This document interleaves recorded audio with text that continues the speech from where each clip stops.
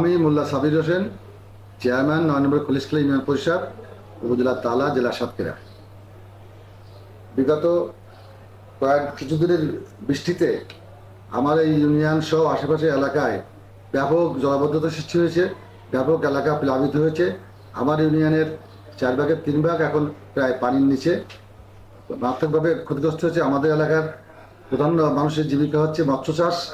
এই আমার এলাকার প্রায় সকল ঘের, শত শত ঘের পানিতে নিমজ্জিত হয়ে গেছে এবং ঘেরের সকল মাছ বাইরে চলে গেছে এবং মৎস্য চাষিরা আজকে সর্বশান্ত হওয়ার উপক্রম হয়েছে। এছাড়া এলাকার কৃষিক্ষেত্র, শাকসবজি চাষ সব মারাত্মকভাবে ক্ষতিগ্রস্ত হয়েছে। সকল শাকসবজির ক্ষেত্রে এখন হাঁটু পানি এবং কৃষকরাও সর্বশান্ত হওয়ার উপক্রম হয়েছে। এছাড়া এই পানিবাহিত বেশি পানি বৃদ্ধি হওয়ার কারণে আমাদের এলাকার যে গবাদি পশু, সেই পশুরও খাদ্য সংকট দেখা দিয়েছে এবং তারাও নানা রকম রোগে আক্রান্ত হচ্ছে। এবং পানি বেশি হওয়ার কারণে আমাদের এলাকার সাধারণ মানুষের ভিতরেও যারা পানীয় জলের সংকট হচ্ছে এবং পানিবাহিত বিভিন্ন রোগের দেখা দিয়েছে। সব কিছু মিলিয়ে এলাকার অবস্থা একটি মারাত্মক অবনতিশীল অবস্থা হয়েছে। এলাকার সাধারণ মানুষ, গরিব মানুষ, খেটে খাওয়া মানুষ কর্মহীন হয়ে পড়েছে। তাদের না আছে কোনো কাজ এবং তাদের জীবন জীবিকার পথ অত্যন্ত কঠিন হয়ে পড়েছে এবং সব মিলিয়ে আমাদের এলাকার একটি হাহাকারের মতো অবস্থা সৃষ্টি হয়েছে। বিশেষত তালা উপজেলা খলিশখালী ইউনিয়ন না, আমার নগরঘাটা, ধানদিয়া থেকে শুরু করে সাতক্ষীরা সদরের কিছু এলাকা দিয়ে একটি ব্যাপক এলাকা এরকম এই গত কিছুদিনের অসম্ভব বৃষ্টিপাতের কারণে আজকে এই অবস্থা সৃষ্টি হয়েছে এবং আমাদের এলাকার মানুষ এই অবস্থা থেকে কোনো সুষ্ঠু পরিত্রাণ বা সরকারি কোনো সহযোগিতা, কোনো আশ্বাস এখনও আমরা পাইনি বা বিষয়টা খুব মিডিয়াতে খুব ভালো প্রচারও পাইনি।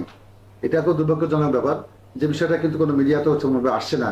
মেইন স্ট্রিম মিডিয়া যেগুলো বলে সেগুলো তেমনভাবে আসছে না বা এই কারণে সরকারি তরফ থেকে এইসব ব্যাপারে কোনো সহযোগিতার আশ্বাস আমরা পাইনি। আমি আমাদের এলাকাবাসীর পক্ষ থেকে জোর দাবি জানাচ্ছি যে আমাদের এলাকার অনেক পিচি রাস্তা, অনেক হেরিংমোড়ের রাস্তা, ইটিসলিংয়ের রাস্তা আজকে প্রায় 1 সপ্তাহ ধরে পানির নিচে। এই রাস্তাগুলো একদম ভেঙে শেষ হয়ে গেছে। এই রাস্তা এবং অনেক মাটির রাস্তাও বিভিন্ন জায়গায় মানুষের হাট বাজারের ভিতরে পানি, আমাদের গাছা বাজারে হাঁটু পানি, অনেক জায়গায় অনেক মানুষের বাড়ির উঠোনে পানি, সব ধরতে পানি।